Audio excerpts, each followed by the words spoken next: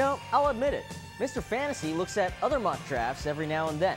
For the upcoming fantasy football season, I checked out a draft board yesterday of some supposed experts. Some of the picks really surprised me. For example, I noticed Steven Jackson went in the top 5. Guys, I know he's a top running back. He had a huge season 2 years ago. He can make plays catching the ball, but guess what? His holdout's going to cost him. History has shown that whenever holdouts come back, they're not in game shape, and a lot of them get hurt. Plus, his offensive line's banged up, the offense is struggling, and the Rams are struggling too, so you can forget about garbage time yards.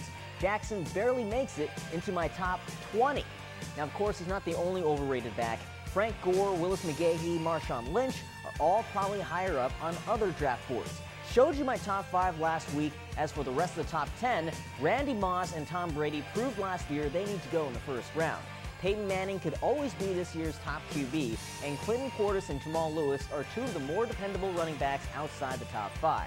To see an updated Mr. Fantasy Top 100, and there are lots of changes, just click on myfoxtoledo.com, hit the blog's link, and scroll down to the sports section. Otherwise, that's your weekly watch, and I'm Howard Chen, your Mr. Fantasy.